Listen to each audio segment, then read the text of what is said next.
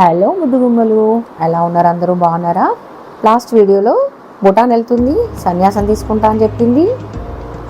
మళ్ళీ మాత్రం యూట్యూబ్ ముందుకు వచ్చేసింది. మరీ కాషాయ వస్త్రం వేసుకొని అసలు తను ఇంతకీ తీసుకుందా లేదా అని చెప్పి మీ డౌట్, అది నాకు తెలుసు. ఇప్పుడు మీ గురించేనండి ఈ వీడియో, అందుకే చేస్తున్నాను. మరి అక్కడ ఏం జరిగింది ఏంటి అని మీరు చాలా కుతూహలంతో ఉన్నట్టున్నారు కదా, మరి అదేంటో చూస్తారా? ఏంటి భూటాన్ వెళ్ళిపోయింది, ఇంకా సన్యాసం ఏం తీసుకోలేదా తను, మళ్ళీ యూట్యూబ్ ముందుకు వచ్చేసింది అనుకుంటుండొచ్చు. ఏం లేదండి, గురువులందరూ సమాధి అయ్యే ముందు ఒక వీడియో తీసుకుంటారు కదా, అలాగే నేను కూడా ఇంకా వెళ్ళలేదు కాబట్టి నన్ను ఫాలో అయ్యేవాళ్ళు ఎవరైనా సన్యాసం తీసుకుందామని చెప్పి ఆలోచనలో ఉండే వాళ్ళకి కొంతలో కొంతనైనా సరే, వాళ్ళు తీసుకున్నా తీసుకోపోయినా కానీ భూటాన్ అన్న చూస్తారు కదండి, వాళ్ళ కొరకని నేను ఈ వీడియో చేస్తున్నాను. వచ్చేసానండి, ఇంకా బ్యాక్ టు నార్మల్ అని అనుకుంటున్నారా? ఏం చేయనండి, మరి ఇంటికైతే రాక తప్పదు కదా, వచ్చేసాను. అక్కడేంటి, బుద్ధిజం తీసుకునే ముందు, మాంక్ని అయ్యే ముందు మీకు ఒక వీడియో చేశాను కదా, టెంపుల్కి వెళ్ళిన తర్వాత ఎలాంటి ప్రొసీజర్స్ ఉంటాయి ఏంటి అదని చెప్తానని చెప్పాను కదా. మరి అక్కడ నుంచి వీడియోని నేను కంప్లీట్ చేయలేకపోయాను. నెక్స్ట్ వచ్చేసి అందుకంటే టైం లేదు, ఏం లేదు, అందుకని ఇంటికి వచ్చి కంటిన్యూ చేస్తున్నానండి. బాబాయ్ మళ్ళీ వచ్చేసింది సన్యాసం అది ఇదని ఏదేదో చెప్పిందని చెప్పి మీరు అనుకుంటుండొచ్చు. అదేనండి నా ఎక్స్పీరియన్స్లు ఏంటి, ఏం జరిగిందని ఇప్పుడు మీకు చెప్పాలి కదా, మరి మధ్యలో వీడియోనైతే వదిలేయకూడదు కదా. ఇంకా ఏముందండి, నేను హ్యాపీగా ఇంత ఇదిగా రెడీ అయ్యి మరి ఈ శారీని 25 years బ్యాకే నేను కొనుక్కొని పెట్టుకున్నాను.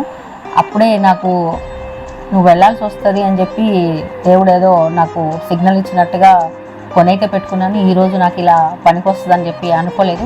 అంత ఇదిగా రెడీ అయిపోయాను. ఇంకా గొలుసు కూడా అల్లుకున్నాను. మీకు ఆ గొలుసు బ్రేక్ చేసి మరీ అల్లుకున్నాను, అదేంటో మీకు చూపిస్తాను. గొలుసుతో పాటు బ్రేస్లెట్ అల్లుకున్నాను, ఇయర్ రింగ్స్ అల్లుకున్నాను.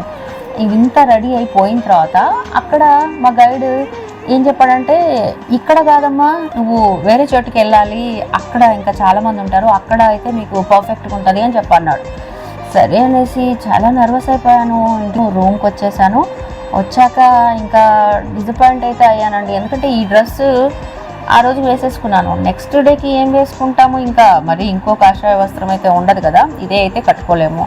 సరే అనేసి సర్లే మనస్సు ఉండాలి కానీ ఇంకా డ్రెస్ ఏముంది అనుకొని ఇంకా సర్ది పెట్టుకున్నాను. ఇంకా హ్యాపీగా పడుకున్నానండి. పడుకున్న తర్వాత అదే ఆలోచనలు, అయ్యో నేను తీసుకోగలనా లేనా, అసలు ఏంటి ఇలా జరిగింది, ఒకటి అనుకుంటా ఒకటి జరిగింది, ఈ రోజే అయిపోతే అయిపోయేదేమో అన్నట్టుగా ఎగ్జైట్ అయి ఉంటుంది కదా, అదే ఎగ్జైట్ తోటి నేను పడుకున్నాను అనమాట. పడుకుంటే కళ్ళలోకి నాకు ఏదో వెళ్తురండి, ఎంత వెళ్తురంటే నిజంగా చాలా వెళ్తురు. మెడిటేషన్ చేస్తే ఫస్ట్ మనకు ఒక చుక్కలాగా అవపడుతుంది, ఆ తర్వాత ఫుల్ వెళ్తురు వస్తుంది అని చెప్పి చెప్తారు కదా, అలాంటి వెళ్తురు వచ్చిందండి. ఆ తర్వాత లీలగా పరీక్షగా చూశాను, బుద్ధుడండి నా కళ్ళలోకి. అంతకుముందు పెద్ద బుద్ధ టెంపుల్కి వెళ్ళాను, అది భూటాన్లో చాలా పెద్దదనమాట. ఓకే, ఆ టెంపుల్కి వెళ్ళాను. అలాంటి బుద్ధుడండి రియల్గా నా కళ్ళ ముందుకి వచ్చేసాడండి. వచ్చేసి అసలు నేను షాక్ అయిపోయాను, నిజంగా బుద్ధుడు నా కళ్ళలోకి వచ్చాడు అని చెప్పేసి చూశాను. అలానే చూశాను. చెప్తున్నాడు అనమాట, ఏంటమ్మా నువ్వు నిజంగా బుద్ధిజం తీసుకోవడానికి వచ్చావా, నువ్వు మాంకు అయిపోతావా అని చెప్పేసి.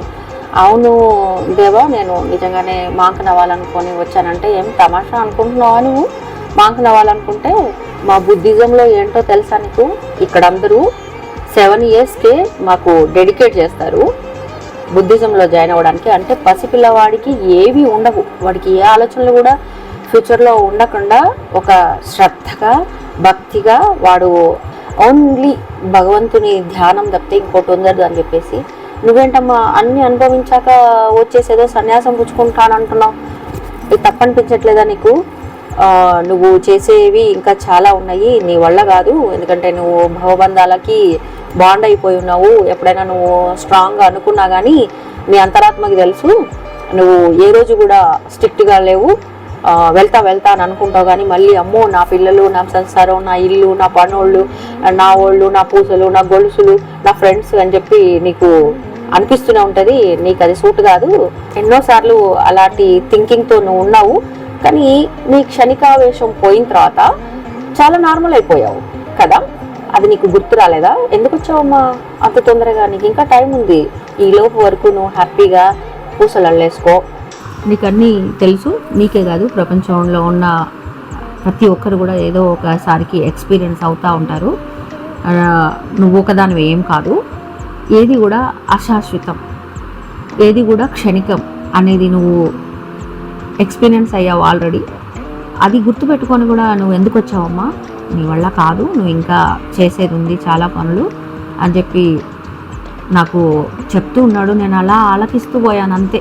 ఇంకా ఒక్కసారిగా మళ్ళీ మెల్లిమెల్లిగా చాలా క్వశ్చన్స్ నాలో, ఏంటి అసలు నేను నిజంగా వచ్చాను ఓకే, కానీ బుద్ధుడు ఏదో చెప్తున్నాడు అన్నట్టుగా అక్కడ చెప్తూనే ఉన్నాడు. నాకు మైండ్లో వేరే తిరుగుతుందన్నమాట. ఏంటమ్మా నువ్వు నిజంగానే సన్యాసం పుచ్చుకుందామని వచ్చావా? ఒకసారి ఎక్స్పీరియన్స్ అయ్యావు కదా, నువ్వు మెడిటేషన్ కూడా వచ్చావు, ఈ విపాసన అని చెప్పేసి 10 days కూడా మెడిటేషన్ చేసావు. రోజు నీకు ప్రవచనాల్లో ఏం చెప్పారు అనేది నీకు గుర్తులేదా? సంసారిక జీవితానికి కొన్ని నియమ నిబంధనలు ఉంటాయి, వాటిని నువ్వు నిర్వర్తించాలి. ఎందుకంటే నువ్వు ఆ బంధాలని వాటికి వీటికి ముడిపడి ఉన్నావు. అవన్నీ నెరవేరుస్తూ నువ్వు మెడిటేషన్ చేయాలి.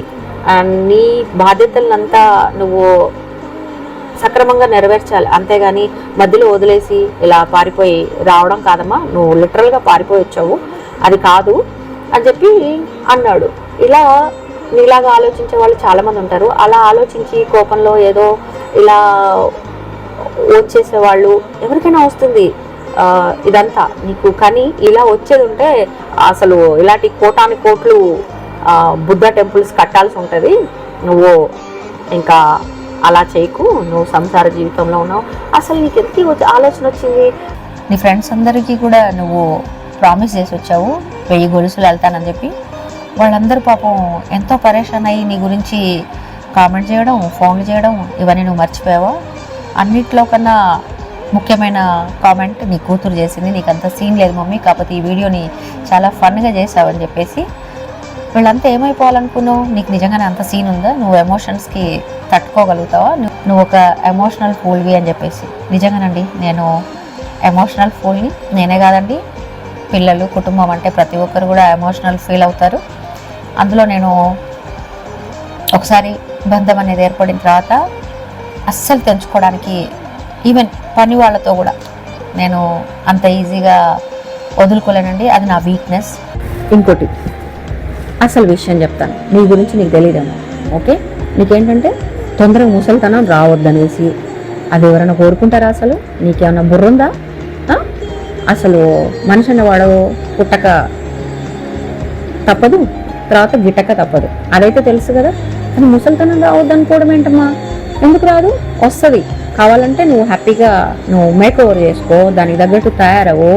నువ్వు ఎట్లాగో గొలుసులు అల్లుతున్నావు, నీ దగ్గర ఎలా రెడీ అవ్వాలనే తెలివి కూడా ఉంది. ముసలితనం అయితే ఏంటి, కప్పిపుచ్చుకో, ఆరోగ్యాన్ని కాపాడుకో, మెడిటేషన్ చెయ్యి, ఆరోగ్యం కాపాడుకో, హ్యాపీగా.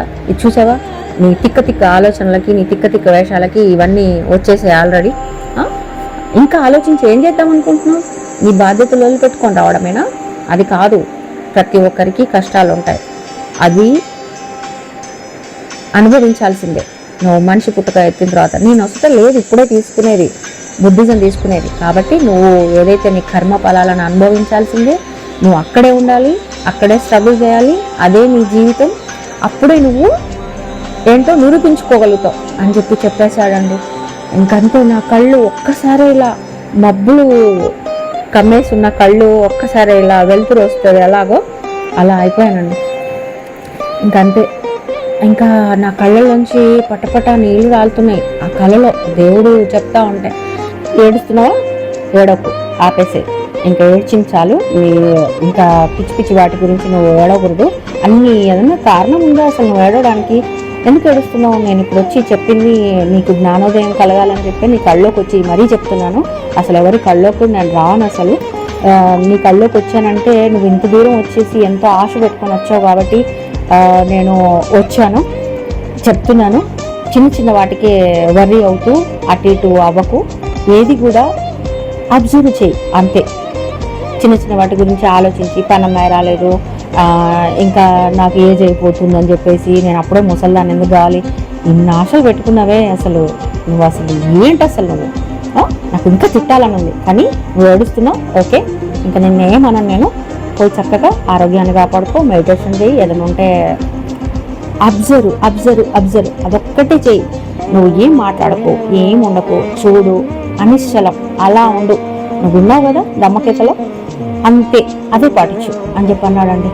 దేవుడు ఇంకో మాట కూడా చెప్పాడండి, అమ్మ ఇక్కడ బంగారం చీప్ అని చెప్పేసి నువ్వేదో కొనడానికి ప్రయత్నం అయితే చేయకమ్మా, నువ్వు అల్లుకునే గొలుసులు చాలా బాగుంటున్నాయి, అవే అల్లుకొని వాటితోనే తృప్తి పడు, బంగారం అని దాని మీద ఇన్వెస్ట్, దీని మీద ఇన్వెస్ట్ అని చెప్పేసి అటు ఇటు అవ్వకమ్మా అని చెప్పి అన్నాడండి. నిజంగానే నాకు అనిపించింది, ఎప్పుడైతే మొదలు పెట్టానో నేను ఈ గొలుసుల్ని అప్పటి నుంచి నేను కొంత బంగారం కొనడం ఆపేశానండి. ఇంకా అంతే, ఇంకా ఆ దేవుడికి ఏడుపు ఆపేసి దండం పెట్టేసుకొని నన్ను క్షమించు దేవా అని చెప్పేసి నేను దండం పెట్టేసుకొని శుభ్రంగా కళ్ళు మూసుకున్నానండి. కళ్ళు వేసేసరికి ఇలా మాయమైపోయాడు అంతే, ఇంకా మళ్ళీ అవపడలేదు నాకు. అది అండి జరిగిన కథ. ఇంకా నేను ఏం చేయను చెప్పండి, బ్యాక్ టు నార్మల్ అండి, వచ్చేసాను. గొలుసులు వెళ్తాను, ఎప్పట్లాగే గొలుసులు చూపెడతాను. మళ్ళీ ఇప్పుడు మరి ఇంకా ఎలాగో వెళ్ళానండి, మరి ఏం చేయను, అక్కడ ఏం జరిగింది, ఏ ఊర్లు తిరిగాను అనేదంతా కూడా మీకు ఇప్పుడు చెప్తాను, ఓకేనా? మరి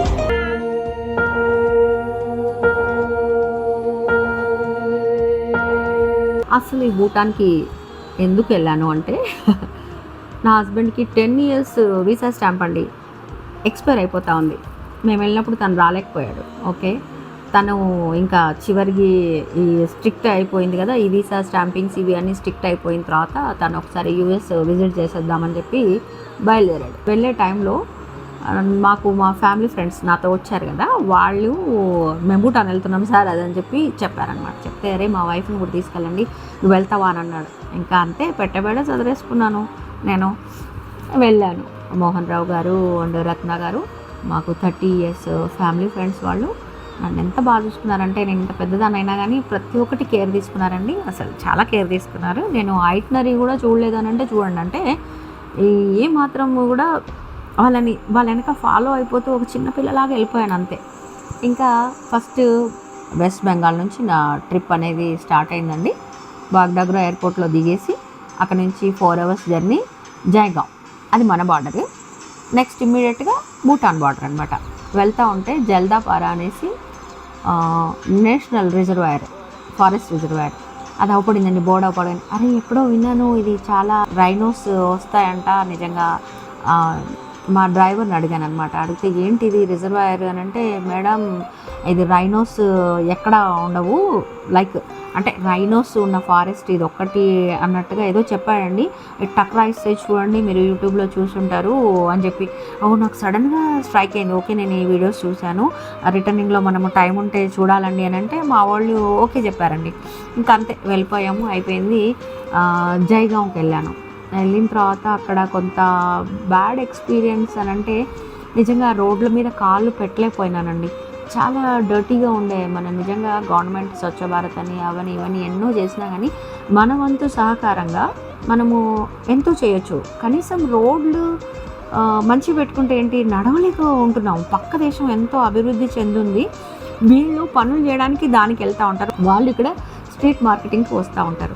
నిజంగా వీళ్ళు కొంత చూసి నేర్చుకునేది అనేది ఒకటి ఉంటుంది కదా. గవర్నమెంట్ ఎంతసేపు అని మనకి 24 hours చెత్త ఏరుకునేవాడిని అయితే పెట్టదు కదా. ఒకసారి వచ్చి వాడు ఏదో తీసుకొని వెళ్ళిపోతాడు. మన ఇంట్లో కూడా మనకి ఎంతో పెడతా ఉంటారు, గ్రీన్ డబ్బా, రెడ్ డబ్బా, వెట్, డ్రై, పేపర్లు, ప్లాస్టిక్స్ అన్నీ ఇస్తే కూడా మనం కూడా కేర్లెస్ చేస్తూ ఉంటాం. కానీ మరీ టూ మచ్గా అనేది అక్కడ చూశానండి. నిజంగా ఎంత చేసినా అని మనం కూడా కొంత చేసుకుంటేనే బాగుంటుందని నా అభిప్రాయం.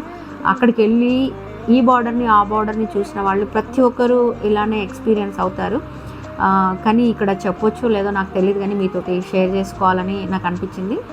కొంత మనం చేసేది కూడా ఉంటుంది, మనం కూడా కొంత చెయ్యాలి, నీట్గా ఉండాలి, కనీసం ఆరోగ్యాన్ని దృష్టిలో పెట్టుకునేనా అన్న ఉద్దేశం కొద్దీ నేను చెప్తున్నాను తప్పితే వేరే ఏం లేదండి. ఇంకా ఇమిగ్రేషన్కి అనేసి మా గైడ్ వచ్చాడు. అటు భూటాన్ గైడ్ వచ్చాడనమాట. ఇటు డ్రైవరు అటు వాళ్ళకి అప్పచెప్పాడు. అక్కడ భూటాన్ వాళ్ళకి ఎంప్లాయ్మెంట్ తక్కువ కాబట్టి ప్రతి టూరిస్ట్కి కూడా ఒక డ్రైవరు అండ్ గైడ్ కూడా కంపల్సరీ అని చెప్పి వాళ్ళు పెట్టుకున్నారంట. అది అతను వచ్చి తీసుకెళ్ళాడు. అది ఆ ఇమిగ్రేషన్ ఉన్న ప్లేస్ ఏంటంటే పెన్షులింగ్ అనగానే నాకు మా గైడ్ చెప్పగానే నాకు పెన్సిలిన్ గుర్తొచ్చింది. బాబోయ్ ఇలా ఇంకో 2 పేర్లు ఉన్నాయి, చెప్తాను మీకు. ఎంత కన్ఫ్యూజన్ అయిపోయిందా. అక్కడి నుంచి ఆ ఊర్లో మేము ఆ రోజంతా నైట్ స్టే చేసాము. నెక్స్ట్ టింపుకి వెళ్ళాం. టింపు క్యాపిటల్ సిటీ భూటాన్కి. టింపు పేరు వినగానే అదేదో నాకు టింకు గుర్తొచ్చాడు. ఇంకా మా ఫ్రెండ్ కొడుకు పేరు సాయి తరణ్, వాడికి పెళ్ళి కూడా అయిపోయింది లాస్ట్ ఇయర్. వాడిని ఇప్పటికీ కూడా అలవాటు కొద్దీ టింకు టింకు టింకు అనే పిలుస్తాం అనమాట. అంటే ఎవరో కాదు, నేనైతే అలానే పిలుస్తాను. ఇంకోటి టింపూరా అని చెప్పేసి ఒక ప్రాన్స్ ఫ్రై, ఫిష్ ఫ్రై కూడా చేస్తారండి. అది నేను టింపూరా ప్రాన్స్ ఫ్రైతో నేను చేశానండి. అసలు ఎంత బాగుందంటే నిజంగా అదొకటి గుర్తొచ్చింది. కన్ఫ్యూజన్, అసలు పేర్లేంటి, ఆ ఫిష్ ఫ్రై అనేది ఇక్కడ నుంచో వచ్చిందా, భూటాన్ నుంచి వాళ్ళ ట్రెడిషనల్ ఫుడ్డా అన్న డైలమాలో ఉంది. నేను ఇంకా ఏం సెర్చ్ చేయలేదు. ఓకే, అది అయిపోయింది. ఇంకా అక్కడ మేము చూసింది హైకోర్ట్ అండ్ పార్లమెంట్ అండి. అది కూడా దగ్గరికి వెళ్ళి ఏం చూపట్లేదు. అది చూసిన తర్వాత శివ టెంపుల్ చూపెట్టాడు. ఇంకా పురాతనమైన టెంపుల్ ఒకటి చూపెట్టాడు. భూటాన్ రాజు వాళ్ళ మదర్ కట్టించిందంట. అక్కడ ఏదో పెద్దగా మనకి మసూజీ వచ్చి చాలామంది చనిపోయారు చూడండి, 18th century అలా. ఆ టైంలో వాళ్ళకి ఏదో వచ్చినప్పుడు 108 మనం చాంటింగ్ ఎక్కడ పోయినా కానీ అని అంటే నాకు ఇప్పుడు అనిపిస్తుంది, చాంటింగ్ చేస్తే 108 మాలతోటి చేస్తాం కదా, అక్కడ వాళ్ళు 108 గుడులు కట్టించారంట. దాంట్లో 2 మాత్రం ఈ ఓల్డ్ టెంపుల్. వాళ్ళ అమ్మగారు ఆ టైంలో సిటీకి ఈ హెల్త్ ప్రాబ్లం వచ్చినప్పుడు అప్పుడు కట్టించారంట ఆ టెంపుల్ని. ఇంకోటి ఏదో సిటీలో ఉందని చెప్పేసి 20 స్టేట్స్ ఉన్నాయంట భూటాన్లో. ఓకే, టైగర్ నెస్ట్ అని చెప్పేసి ఆన్ ది వేలో వాళ్ళ 18th century ఎవరో గురువు అక్కడ మెడిటేషన్ చేశారంట. అది ట్రెక్కింగ్కి వెళ్తారా అన్నారు. బాబోయ్ 3 గంటలు ఎక్కాలంట, 2 గంటలు దిగాలంట. అది నా వల్ల కాదని చెప్పేసి వ్యూ మాత్రం చూసేసి వచ్చేసాం.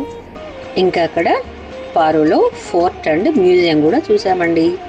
అయిపోయింది. లంచ్కి వచ్చిన తర్వాత పక్కన వీళ్ళరు పరిచయం అవుతూ ఉంటారు కదా, చెప్పిందనమాట, నువ్వు పీక్ హిల్ స్టేషన్ చూసావా భూటాన్లో అని చెప్పి అడిగింది. లేదండి అని అంటే, బాగా చలి ఉందండి, అది వ్యూ పాయింట్ అసలు చాలా బాగుంటుంది, మీకు వెళ్ళొచ్చు మీరు అని చెప్పింది. అరే ఇలా 2 అయిపోయింది, లంచ్ టైం అయిపోయింది, హిల్ స్టేషన్ అంటే చీకటి పడుతుందేమో అని చెప్పేసి నేను వెంటనే పిలిచేసి మా గైడ్ని అడిగాను. మా వాళ్ళు కొంత తటపటాయించారు. అంతా వెళ్ళి రావడం ఏంటి, 35 kilometers 1.5 hours పడుతుంది, అక్కడికి వెళ్ళేసరికి చీకటి అయిపోతుందేమో అని నా భయం. అంటే లేదు వెళ్ళొచ్చు అన్నారు. ఇంకా అప్పటికి ఆ ఒక్కదానికి 7,000 తీసుకున్నారండి. ఇంకా మా ఐటినరీలో లేదు కాబట్టి ఇంకా మేమేం చేయలేకపోయాము. వాళ్ళు అడిగింది ఇచ్చేసి నేను చూడాలన్నట్టుగా వెళ్ళాను. వెళ్ళిన తర్వాత చూడండి, గాలికి కొట్టుకుపోయేంత ఇదిలో మా వాళ్ళు 2 minutes కూడా నించోలేకపోయారు. కానీ రోడ్ ఎంత బాగుందో, ఘాట్ రోడ్ అసలు చాలా బాగుంది. వెదర్ అంతా ఎంజాయ్ చేశాను. మబ్బులు, క్లౌడ్స్ రావడము, అసలు ఆ చల్లటి బ్రీజ్, ప్రాణం లేసి వచ్చిందండి నాకు నిజంగా. ఇంకా ట్రెక్కింగ్ రూట్లో వెళ్తున్నాను, ఒక్కడెవడో క్రాస్ వచ్చాడనమాట.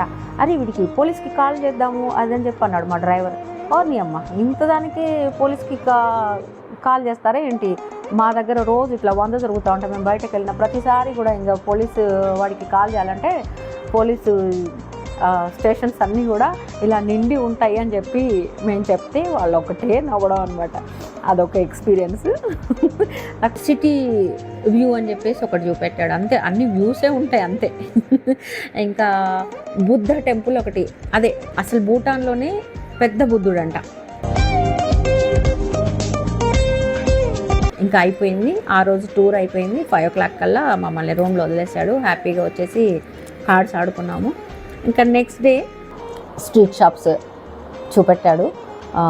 ఇంకా అక్కడ నుంచి హ్యాపీగా ఎంజాయ్ చేశాను. వాళ్ళు వెరీ సైలెంట్ అండి. అసలు ఎంత నీట్ అంటే స్ట్రీట్స్ అన్నీ నీటే, అసలు ఒక్క మాట కూడా గడబడి అనేది ఉండదు, అసలు అల్లరి అనేది ఉండదు, శబ్దమే రాదు అలా అనమాట. కానీ ఈ స్ట్రీట్ షాప్లో ఏముంటాయండి, అన్ని పూసలు, గొలుసులు, ఇవే, ఇంకా వేరే ఏమీ లేవు. బట్టలు అవన్నీ కూడా నాకు పెద్దగా కొనుక్కోవాలి అనేంత ఒక డ్రెస్ కోడ్, వాళ్ళ డ్రెస్ కోడ్ మాత్రం ఉంది, కానీ అది ఎక్స్పెన్సివ్. అది నేను ఇంకా ఎక్కడ వేసుకుంటాం మనము అన్న విధంగా నేను అది అంటే అవి కూడా దొరకలేదు అసలు. సరే చూద్దాము అన్నట్టుగా అనుకుంటే టైం లేకుండే ఆ స్ట్రీట్స్ అయితే తిరిగేసి వచ్చేసాము. ఇంకా వెజిటబుల్ మార్కెట్ అన్నారు, అయితే మనకి కూడా ఉంటాయి కదా వెజిటబుల్ మార్కెట్ అని అంటే ఏముంటాయి, సరే అయినా చూద్దాంలే అనుకున్నాను. ఏదో వెళ్ళాం మార్కెట్లో, సరే టైంపాస్ చేద్దాం, అసలు ఏమైనా వెరైటీగా ఏమైనా ఫ్రూట్స్ దొరుకుతాయేమో, ఓకే ఎక్కడ చూసినా మనయే అవపడుతున్నాయి కానీ మార్కెట్ అంటే ఇంకేమైనా డిఫరెంట్గా ఉంటాయేమో అని చెప్పేసి మేము వెళ్ళాము. వెళ్ళిన తర్వాత అన్నీ మనే ఉన్నాయి. ఆ స్పైసెస్ దగ్గరికి వెళ్ళిన తర్వాత నాకు ఏదో ఒకటి కొంత డిఫరెంట్గా అనిపించింది. ఒకటేదో కొమ్మలు ఉండి దానికి విత్తనాలు ఉన్నాయి అనమాట. ఒక్కటేదో టేస్ట్ చేద్దామని అడిగి మరీ తీసుకున్నాను, చేశాను. నాలుకంతా చివరంతా మంట పుట్టేసింది. చూడండి టేస్ట్ అంతా మన స్పైసెస్లా లేదు, కొంత వేరేలా ఉందని చెప్పి తనకిచ్చాను. పాపం మంట బాబాయ్ అనింది. ఇది ఏంటి అని అడిగితే పెప్పర్ అని అంది. అరే బాబాయ్ ఇదేంటి ఇలా ఉంది, వైట్ పెప్పర్ చూసాము, బ్లాక్ పెప్పర్ చూసాం కానీ అది మరి ఇంకా డ్రై అవ్వలేదు ఏంటో కానీ అలా ఉంది. ఇంకా వెంటనే అక్కడ ఆర్గానిక్ ఫ్రూట్ షాప్ అంట, ఇంకా మేము మ్యాంగోస్ కొనుక్కొని తినేసి ఆ మంట బోడగొట్టుకొని ఇంకా వాపస్ వచ్చేసాము. ఇంకా అక్కడ ఏదో చిన్న బుద్ధ లాకెట్స్తో ఉన్న చైన్స్ మళ్ళీ సేమ్ నేను అల్లుకున్న వాటిలానే ఉన్నాయి, ఏదో కొన్ని తీసుకొచ్చుకున్నాను, మళ్ళీ వాటిని బ్రేక్ చేసి అల్లాలని చెప్పేసి. ఇంకా సరే ఇంకా దేవుడు చెప్పాడు కదా మరి 100 అల్లుకో అని చెప్పేసి, ఇంకా మళ్ళీ ఆగలేదు మనసు, మళ్ళీ కొంటూనే ఉంటాం కదా, అలా కొనేసుకున్నాను. ఇంకా అక్కడ నుంచి రూమ్కి వచ్చేసాము, చక్కగా తినేసి పడుకున్నాము. నెక్స్ట్ డే మమ్మల్ని పెన్షులింగ్లో వదిలేసాడు. మళ్ళీ ఫస్ట్ ఏదైతే రోజు మేము స్టే చేసామో అదే హోటల్లో మళ్ళీ స్టే చేసామన్నమాట. ఆ నైట్కి వచ్చేసాము. ఇంకా ఆ రోజు ప్యాకెట్లు అవి అన్నీ ఇంకా ఏవి లేవు. ఇంకా మార్నింగ్ ఎందుకంటే మేము రీషెడ్యూల్ చేసుకున్నాం ప్రోగ్రామ్ని, ఎప్పుడో మెల్లిగా లేచి ఎయిర్పోర్ట్కి బయలుదేరాలి 4.5 hours మళ్ళీ స్టాంపింగ్ వేయించుకొని అనమాట. కానీ ఇంకా మేము అడవి చూడాలనుకున్నాం కాబట్టి చక్కగా వాడికి 3,000 ఎక్స్ట్రా పెట్టేసి, వాడు మాతో వెయిట్ చేయాలి కాబట్టి కార్ డ్రైవర్కి పెట్టేసి 4,500 మేము ఆన్లైన్లో బుక్ చేసుకుంటే ఉండవేమో అన్న ఇది కొద్దీ మేము ఇండియాకి కాల్ చేసి బుక్ చేసుకొని టికెట్స్ బుక్ చేసుకుంటే 4,000 అయిందండి. అది చేసుకొని వచ్చాము. జీప్ అనేది మా ఒక్కరికే పెట్టాడు, ముగ్గురికి. ఎందుకంటే ఒకవేళ లేట్ అయితే ప్రాబ్లం అవుతుంది, ట్రాఫిక్ ఉంటే ఫ్లైట్ క్యాచ్ చేయలేమని చెప్పేసి ఇంకా వెళ్ళాము. అయిపోయిందా ట్రిప్ అనేది 5:30 షిఫ్ట్ అయితే చాలా బాగుంటుందంట. మేమేమో 7:30 తీసుకున్నాం. వెళ్తే ఇంకేముంది, జంతువులు బాగానే అవపడ్డాయి. ఒకటి ఏమో 2 ఆడ జంతువులు, ఒక మగ జంతువు. అదెవరంటే నేను, ఓకే, ఇంకోరు రత్న గారు, ఇంకోరు మోహన్ రావు గారు. అంతే అండి, ఒక్క జంతువు అవపడలేదు మాకు. రైనో కాదు కానీ అంతకుముందు రోజు జీప్ని వెంటాడిందంట, వాడు చెప్పాడు. మరి అది ఏ ఎర్లీ అవర్స్ అయి ఉంటుంది. మేము 7:30 పోయాం. ఏముంటుంది, ఇంకా చాలా డిసప్పాయింట్ అయిపోయాను నేనైతే, అసలు ఏం చూడకుండా వస్తున్నామని చెప్పేసి. ఇంకా ఏముంది, డిసప్పాయింట్ అయిపోయాను.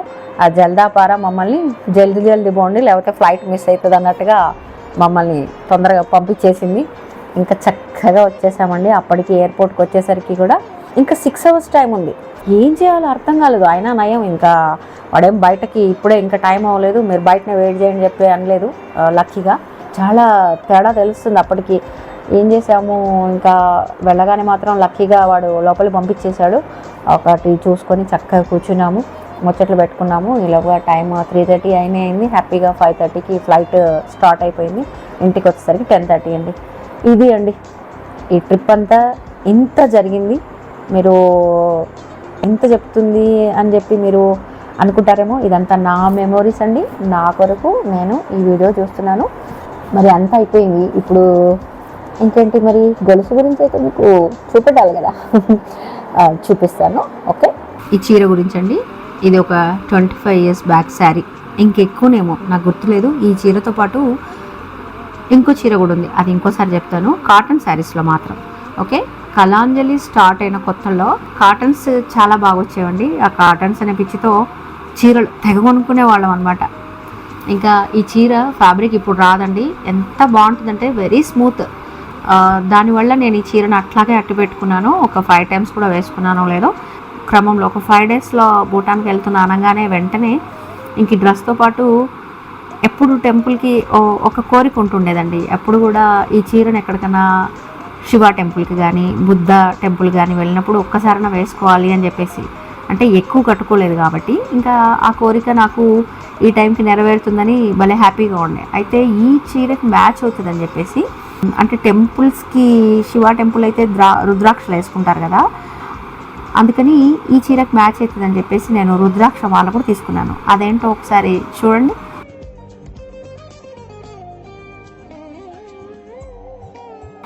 ఆ గొలుసుని నేను బ్రేక్ చేసి ఇంకో 5 డేస్లో వెళ్తున్నాం అనగానే, టికెట్ బుక్ అవ్వగానే, అప్పుడే చెప్పారు అప్పుడే బుక్ చేశాను కదా, ఇంకా బుక్ అవ్వగానే నేను అల్లుకోవడం మొదలుపెట్టానండి. వెంటనే గొలుసు చూడండి, ఇది ఇలా చేసేసుకున్నాను.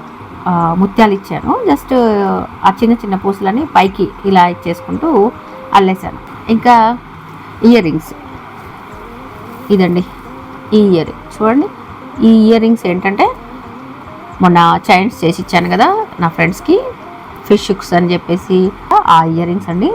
ఆ ఫిష్ హుక్స్ని మళ్ళీ నేను మ్యాచింగ్ లాగా ఉంటుంది అన్నీ అనేసి ఇయర్ రింగ్స్ కూడా అల్లాను. యాక్చువల్గా నేను ఇయర్ రింగ్స్ చాలా తక్కువగా అల్లుతాను, టైం వేస్ట్, అన్నీ ఒకేలాగా వస్తాయన్న ఇంట్రెస్ట్ నాకు ఉండదు. ఇది చూడండి ఎలా వచ్చిందో, పైన అంతా బంచ్ లాగా ఇచ్చాను.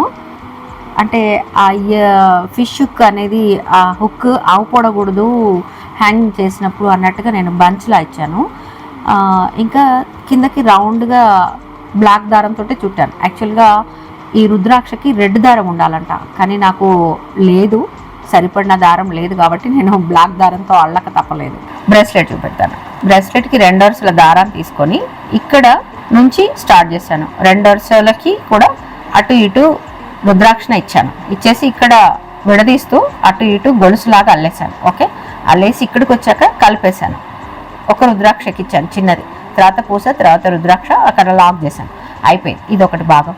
ఇది ఇప్పుడు దీనికి అనమాట లాకింగ్ సిస్టమ్. దీనికి ఒక సపరేట్ దారం తీసుకొని దీనికి ఇంటర్నల్గా కనెక్ట్ చేస్తూ 2 వరుసలు తీసుకున్నాను. ఇది లాకింగ్ కొరకు అనమాట, ఎందుకంటే ఇలా పెట్టడానికి, దీంట్లోకి ఎక్కిచ్చేసి ఇలా లాక్ చేసుకోవడానికి అనమాట. ఓకే, ఇలా లాక్ చేసుకోవడానికి. ఇది ఇక్కడ ఇలా ఇచ్చాను. ఇచ్చాక రుద్రాక్ష ఎక్కించాను. ఎక్కిచ్చేసి మళ్ళీ ఆ 2 వరుసలని స్ప్లిట్ చేస్తూ ఇవ్వాలి.